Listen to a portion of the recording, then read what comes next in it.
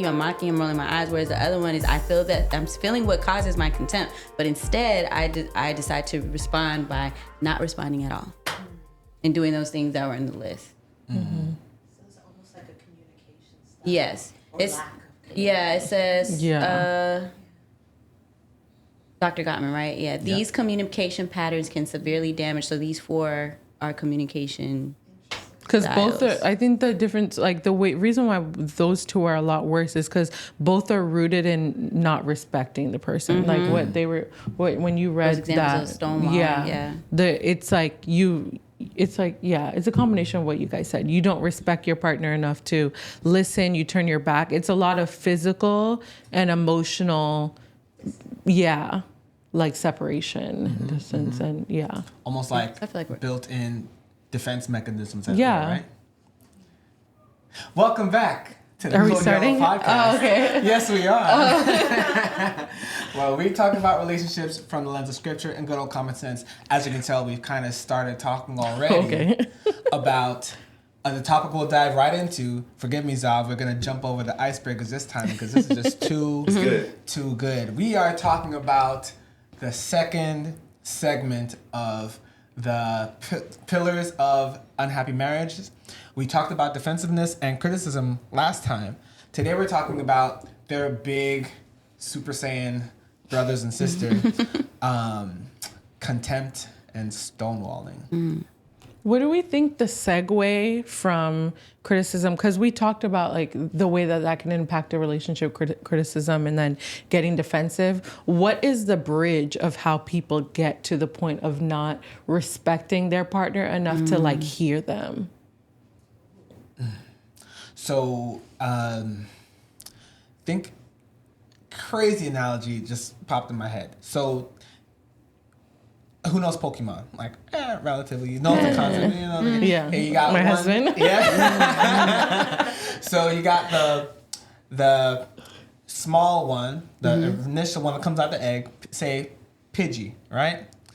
And Pidgey evolves into Pidgeotto. Don't kill me, y'all. And then Pidgeotto evolves into Pidgeot, right? So Pidgey is the first criticism or that first like friction, right? Pidgeotto is where that criticism that has not been addressed it's been brought up over and over again, grows into resentment, right? Which is his own beast, right? And now it is from there where you start leaving being hurt about the problem to being frustrated with the person. And resentment is what evolves into Pidgeot, which is contempt, the big one. Where now, I'll just read the definition here. Where now you have this, which is the feeling that a person or a thing is beneath consideration, worthless, or deserving scorn. And usually, well, if I am to predict, contempt is usually met by stonewalling on the other side, which Google's AI overview, it describes as a communication behavior where one person refuses to engage with another, emotionally withdrawing and shutting down during a conversation or conflict. And Jasmine, could you go back through those signs of stonewalling there? And I feel that your analogy also works for stonewalling as well when it comes to starting at defensiveness and ending up at stonewalling. But to your point, some of the signs of stonewalling are saying that the conversation is over, interrupting to change the subject and not addressing the issue, purposely like talking over the person, physically turning your body away or looking away during a conversation about the topic. And so you're just like outright disregarding a person while they're trying to address that topic with you. Yeah, so like if I'll walk through like the small to medium to large with the stonewalling, that first initial, oh, you're saying this thing to me, why are you saying this to me, defensiveness is the Pidgey. And then it grows into, I don't have an intermediate word for this at this moment, but it grows into like, do you care about Right. me, the person? Like, you're just not considering my side, and kind of like you're kind of defending. You're not defending a topic anymore. You're defending yourself, and then like it becomes in its fullness now, where you feel like, or you think that you can't even really fully engage with this person anymore, to the point where you shut them out or block them off. So now let's talk about this, because Annie, you had mentioned stonewalling as a form of abuse. Mm-hmm. And what if there's another side where it's a form of defense? Absolutely, I agree. Yeah. It could go hand in hand. I think the reason why is because like I study, I'm studying psychology, which will in turn go to marriage and family therapy, and then so in school. There's so many things, and that's the hard part about psychology, because you see the internet where people kind of like throw terms around and they're like, oh, this. And the hard part is, one, and we talked about earlier, like society changes so much that there are in fact more narcissists nowadays. There are in fact like more things. So people are saying it and they're like, oh, that's just like, it's a word that's thrown around. But then you add all the changes in society and the isolation from COVID, that make out people to be what they are. So in stonewalling, like there are psychological things that you can like go through in that build up your defenses, and then they can lead to or be a symptom of like bigger problems, bigger emotional problems, like because you can be defensive when you're struggling with depression. You can be defensive when you're anxious about something. You can be, but the reason why, like in psychology, stonewalling is one of the things that happens in narcissistic abuse, physical abuse, emotional abuse, domestic violence, is because it's a way, a lot of times in DV situations, not even a lot of times, I would say 98%, if not almost 100, you will rarely see a couple just where they get in the relationship in the first fight he hits her. Sometimes it takes 10 years before the first act of physical abuse happens. But what you see a lot in unhealthy relationships, or the beginning of unhealthy relationships, is those signs where there's a lack of respect and a demeaning process where they will begin to like eat at your self-esteem, where they show you disrespect in a physical way, like stonewalling, where they turn their back, where they just show you physically that you're not worth listening to right now. You're not worth me giving it another second or whatever. So that's why, like, you know, that's why when I think of stonewalling, I go to like the extreme of the worst version of what stonewalling can be. But just like Devin said, stonewalling can be, you know, just a defense mechanism you feel, where you feel like they're not hearing me anyway, so you walk away. It's not less dangerous because, and I don't mean physically, it's not less dangerous for your marriage, because these things, these pillars of unhappy relationship, they are huge signs that something is wrong, and that it's the 911 version of y'all need to go talk to someone. Like, once you get to that, I don't even care enough to have this conversation, girl, sir, you better get on over to somebody and talk about your stuff. But yeah. So what I said earlier, I take it back kind of, because I accidentally created a false dichotomy between abuse and defense. Because check this out. A turtle has a natural defense, right? Hard shell, can't pierce it. You know what also has a natural defense?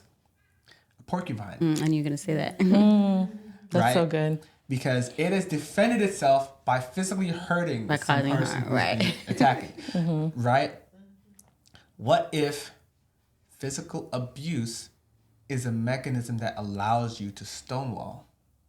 Because if you can physically assault somebody who is trying to bring up an issue with you, you've effectively shut them up, which is another way of evading. Yeah. And then that may be turned to contempt, which people usually see as a person with the contempt as the abuser, the emotional abuser. But what if that same contempt is their defense to prevent themselves from being hurt by this person who they feel is hurting them? And that's their porcupine, you know? And it's just crazy how these two things that seem so oppositional are actually two sides of the same coin.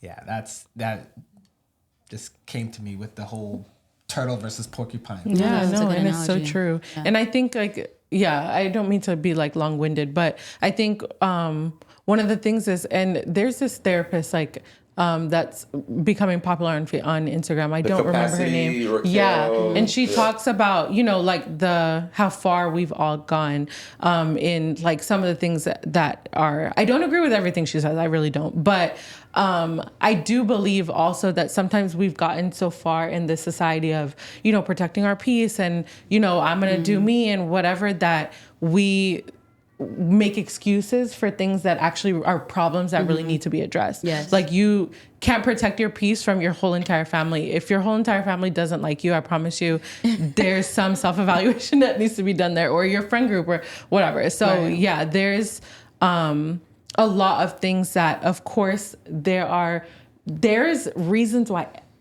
I want to even like as a defensive, like for psychology, there's a reason why everybody is the way they are. Yeah. Even down to the lowest in society that we would think, like people who hurt children, there is still like a link to why someone is. But the link of why and how you got to where you are, the struggles you have, to hurting yourself, hurting other people, whatever the case may be, the link doesn't justify what's happening. And so, yeah, like it's true. Just because life be life, and it doesn't excuse like your ability to take responsibility for how things got the way they are, even if you didn't deserve to be in the situation that you're in. Right. I was just thinking about the two pillars we're looking at, contempt and stonewalling. I could see how someone could mistake them for like, oh, I'm trying to avoid like more confrontation. So I'm just gonna, like, I'm not gonna go further with you into this. Like, you're making a bigger issue out of it, but that's different. We're talking about something different here. Like, not wanting to address something, and I would like to think that once you've gotten to contempt and stonewalling, it's pretty severe. Like you said, there's a lot that's been happening in between. Or if this is your default, there's some other things that need to be addressed, right? If you go from 1 to 100 that quickly. So I think what's really important, so that you don't get to a place of contempt and a place of stonewalling, I would hope that, and especially in a God-centered marriage, you're not getting to that point, because if you're, when I saw the examples of what contempt were, it really made me think of like body language a lot, and stonewalling more with like body language too, but also your words. And so when you get to a place, we shouldn't ever really get into a place where we don't respect our spouse. Now, your actions may do that, and so we need to reevaluate that. But where you're going into the situation with, I'm responding this way because I don't respect you. Like, you're actually leading with the disrespect. I feel like that's what I think of when I think of these two particular communication styles. So the thing I've observed about contempt and stonewalling, it's like it's gone above and beyond what is going on. Yeah. But it's now targeted at the person. Right. So that the main question is, how do we, if somebody has gotten there, a pretty deep hole to dig yourself out of, what's the first step in bringing it back? Stepping back. I feel like you've lost sight, like you said, you've lost sight of the actual issue. And now you're seeing the person and not the issue. And so bring it back. Let's step back. Like, I'm not even saying how we get there, because you may not be able to figure that part out, but let's revisit, what are we actually arguing about right now? Or what are we actually feeling a way about? And really maybe try addressing some facts, being objective about it before the subjective. I'm not saying to disregard how the person feels about it, but when you get to some facts, like, okay, I feel this way because you didn't do something. you actually didn't do it. Now let's talk about why you didn't do it. Maybe there's something on your end. You know, I was experiencing a challenge. I didn't have some information. I lacked support. And I feel like that can help get you to a place of really getting to the root versus, like you said, you've gone beyond and now you're targeting the person. I think that the step before contempt, something that like other people just have to be mindful of, is indifference. I think that is like that fox in the vineyard, slowly but surely, is this, bushel, that fruit tree, this bushel, this, it's that indifference. Like you can't, I heard a quote one time and it was just like, it was just like, I can't even remember right now, but the end of the quote was, the worst thing you could do is like indifference, because that's and especially in marriage. And I think that before it gets to contempt, you just like, well, they cheat, cool, you know what I mean? But no, that really would hurt me if they, don't respect me. No, that would really hurt me or whatnot. So just making sure that you aren't indifferent and just, hey, we need to talk. We need to talk. I actually do care about this. I'm not indifferent about, us doing this or us moving our lives this way or us moving here. This actually is really important to me. So I think we all have to pray against feeling indifferent. Oh, I don't care, man. She gonna do what she want to do anyway. He gonna do what he want to do anyway. It's like, once you get to that point, like the inevitable is contempt. And I'm thinking that same thing too, valuing what is important to your spouse. So that there may be something that, bothers him or is important to him. And it's not that it's not important to me, but it is important to me that it's important to him. So I see a value in it because it is valuable to you. So I feel like if you lose sight of that too, like, it's like, oh, this is not really an issue for me, but you know what? It is an issue to my husband. So we need to address that. So I feel like that is important to also keep in sight. If you lose sight of that, like, it's not important to me. Oh, well, like, it's valuable to you if it's valuable to your spouse. So check this out. I'm gonna throw a little physiology in this mix. So a nerve cell, the nerve that, takes a signal from the cell to the brain, right? Tells the brain what's going on. Now, a nerve has a natural electrical gradient. So basically the outside versus the inside, there's there's like a negative electric charge, basically, that allows for when the channels open up, the ions flow in and signal goes down, right? What happens when that electrical potential is gone? The cell is dead. That nerve is dead, right? So because there's no potential. And that's what indifference is. There's no potential to change anything, because now you say whatever, it's just whatever. That means it's dead, right? That's so good. Or on its way to being dead. On its way in the human space. Yeah, in human space. It's like, if you don't take measures now, Before it gets there, it's a wrap. Yeah. So defibrillator, when this person has gone into cardiac arrest and their heart is now no longer pumping on its own, a defibrillator sends an electrical signal that almost like resets that. is it possible to reach contempt and get out of it? Of course. Yeah. Of course. The power of the Holy How? Spirit. Well, yeah, that's true. All that's the Holy Spirit's the only way, because you ask, what is it possible? Right. Is it possible with our own strength? No. That's I'll Probably say that's a not. hard no. Right? So, because what it takes is a renewal of some kind. And we can't truly recreate ourselves.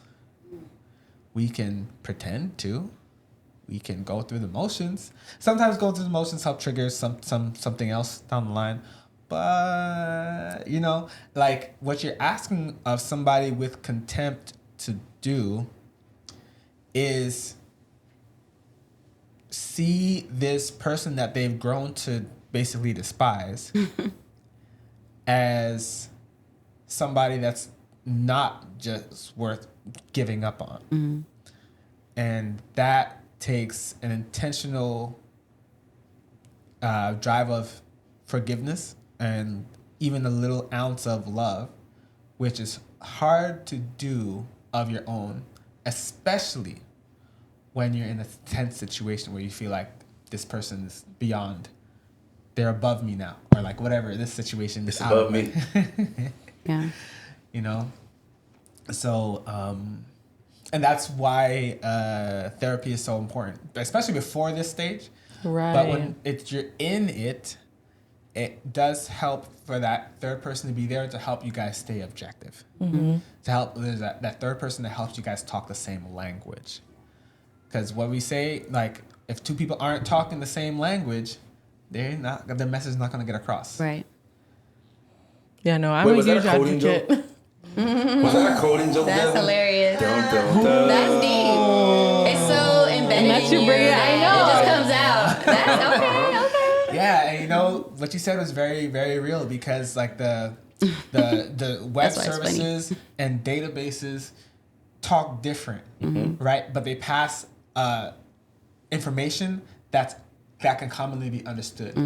So when it's from database to web, the data might pass through a body called JSON, which is basically, it breaks down all the things into like brackets of data that now the web service can like read it and be like, oh, this is that, and put it in the appropriate spots. Yeah, without that connection of, you know. It's not gonna happen. Yeah, see, I learned something, guys. I learned something in my coding book. Okay.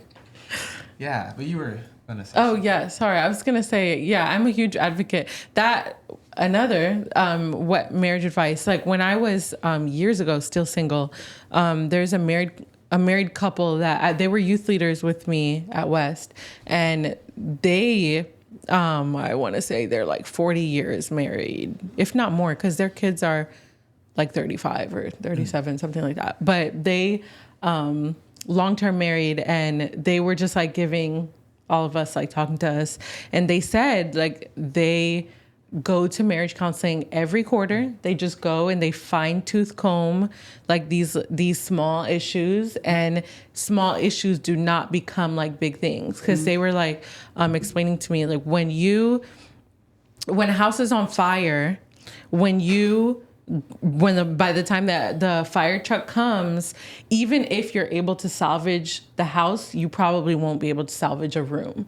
Versus if you have the smoke detector, versus if you have other things in place, like a fire blanket to stop it from spreading. And they were like, that is what having a third party that every quarter we go to. And so literally while Taj and I were dating, I told him like every 3 months, like I want us to be able to go and talk. Like it doesn't even, and even they said like sometimes we literally are in there, we don't really have that much to talk about, but like we still book the appointment and have opportunity to like fix little things. And I think that really is like such a great tool. Like obviously we use it, but I implore people to use it, because it's like you fix like literally like what we were talking about, you fix like these little things where you're able to internalize and look and everything, and then they don't become this big thing where that's when you lose the focus of the problem, and you're like the person, like he's so awful, she's this, she's that.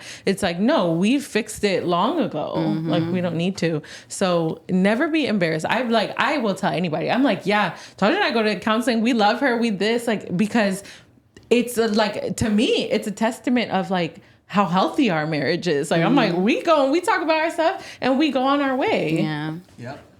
And since I think that we've grown to a great place in society where mental health and therapy are a lot less stigmatized, especially in the Black communities. But I do remember a conversation I had with a young lady a few years ago. She was in a relationship with her boyfriend, maybe at that time about a year and a half, 2 years.